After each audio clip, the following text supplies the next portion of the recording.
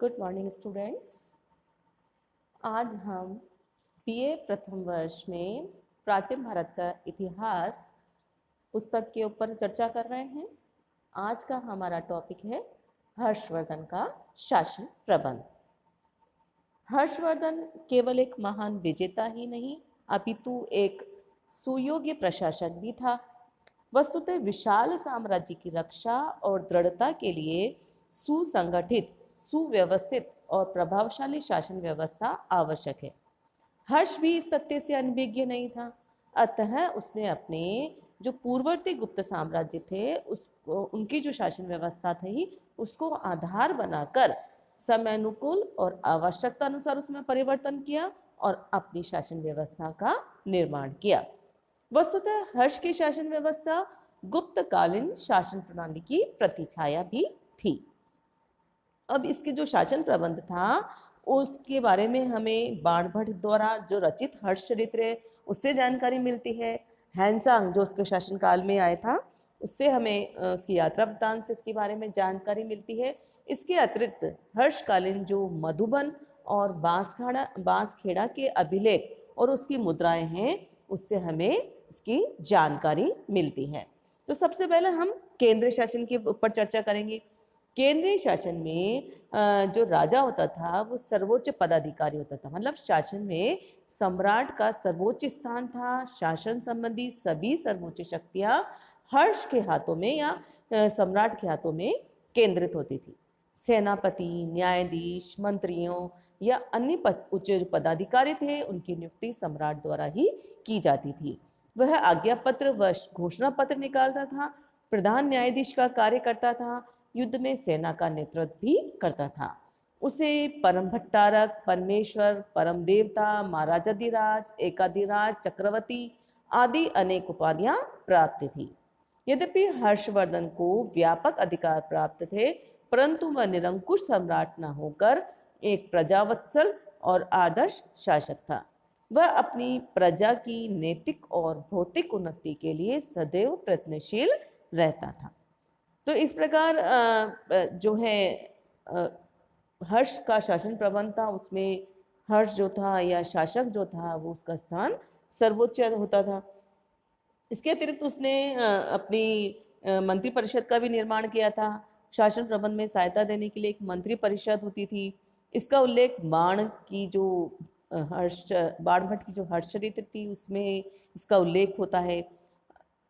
हर्ष मंत्री परिषद की शक्ति और महत्व इसी तथ्य से स्पष्ट है कि प्रभाकर वर्धन की मृत्यु के बाद उत्तराधिकार वह ग्रह वर्मा की हत्या के बाद प्रशासन संबंधी प्रश्न मंत्री परिषद द्वारा ही निर्णित किए गए थे।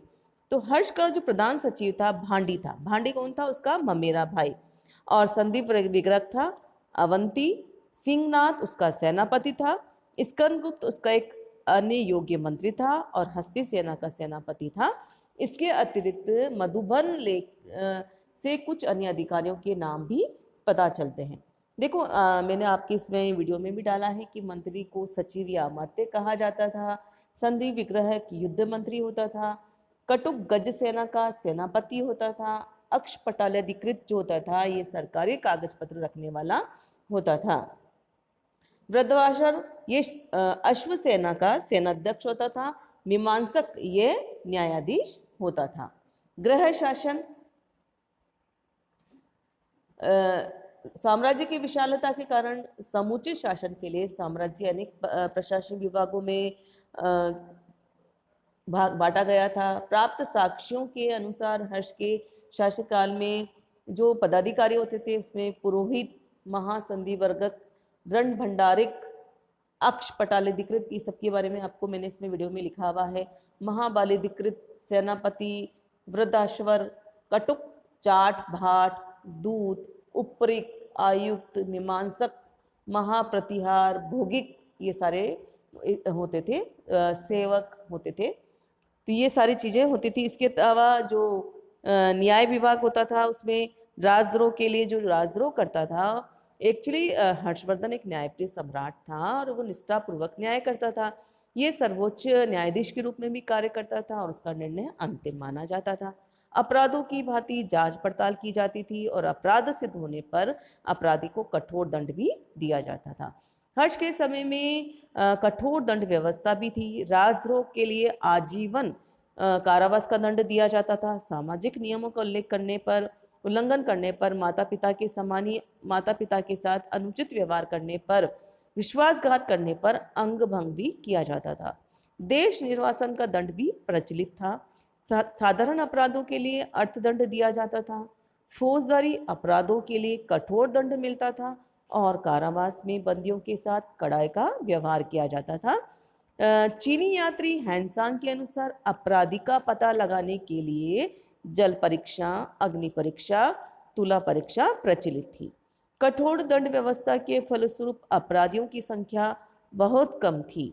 चीनी यात्री हैंसांग के अनुसार क्योंकि सरकारी शासक जो ईमानदारी से होता था और प्रजा का पारस्परिक संबंध अच्छा था, इसीलिए अपराधी वर्ग छोटा था। फिर भी चोर डाकुओं का आतंक पूर्ण रूप से समाप्त नहीं हुआ था। स्वयं हैंसांग 2 बार डाकुओं द्वारा लूटा गया था, परंतु आमतौर पर जो थी शासन व्यवस्था चारों तरफ स्थापित थी। राजस्व व्यवस्था, राजस्व में किस प्रकार से होती थी?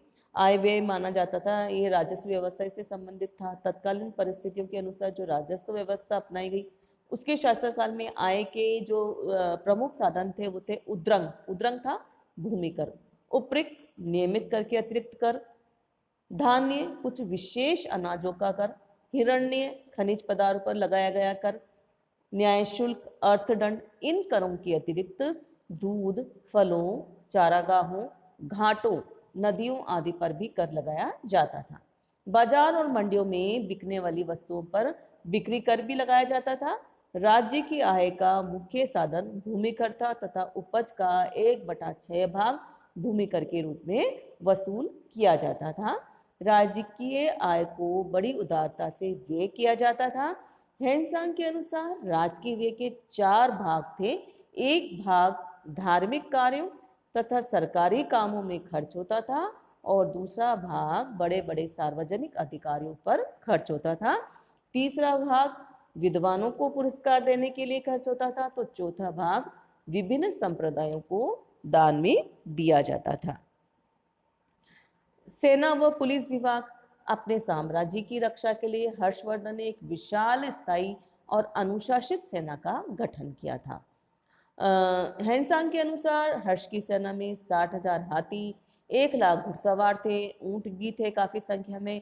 युद्ध के अवसर पर सामंत और मित्र राजाओं द्वारा भी सैनिक दल राज्य को प्राप्त होते थे। हर्ष की सेना की 3 प्रमुख अंग थे: पैदल, अश्वारोही और गजारोही। रथ का प्रयोग इस समय नहीं होता था। उत्कीर्ण लेखों में नौसेना का भी उल्लेख पाया जाता है और सैनिक पड़ावों का भी वर्णन मिलता है। सेना हेतु घोड़े ईरान, कंबोज और सिंधु प्रदेश आदि से मंगाए जाते थे। सैनिकों द्वारा प्रयोग किए जाने वाली हथियारों में धनुष बाण, तलवार, ढाल, भाले कवच, लोहे की टोपी आदि उल्लेखनीय है। सेना का सबसे बड़ा अधिकारी महासंधि विग्राहक होता था। वह युद्ध और संबंधी मामलों में सम्राट का मुख्य परामर्शदाता था। सैन्य संचालन का मुख्य कार्य महाबलाधिकृत नामक अधिकारी करता था।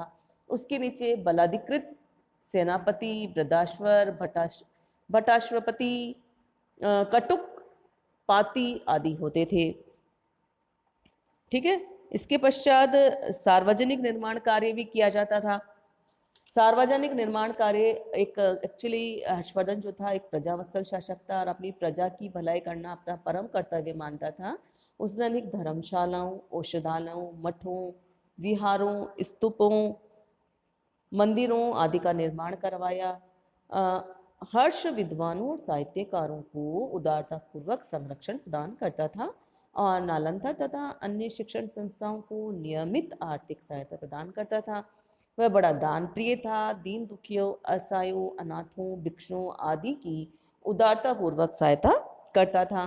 वह प्रति 5वें वर्ष प्रयाग में दानोत्सव आयोजित करता था और वहां अपार धनराशि लुटाता था।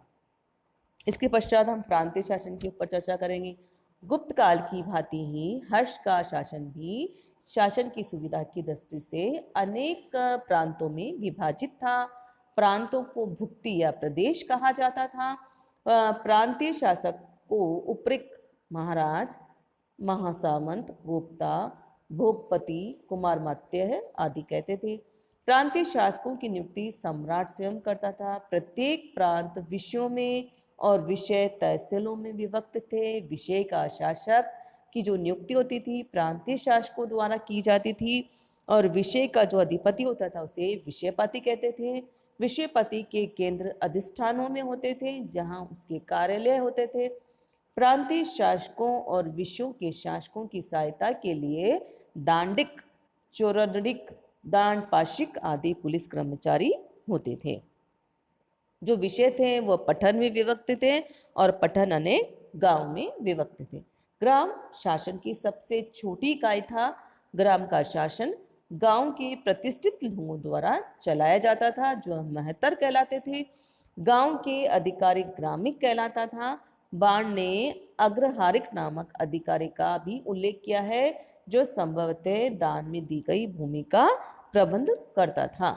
इसके अतिरिक्त अष्टकुलाधिकरण, शौलिक, गौलमिक, ध्रुवाधिकरण, तलवाटक, अक्षपाटालिक आदि का उल्लेख है। इससे प्रतीत होता है कि ग्रामीण शासन व्यवस्था जो है बहुत अच्छी तरह से संगठित थी और गांव के शासन में गैर सरकारी स्थानीय लोगों का भी काफी हाथ होता था।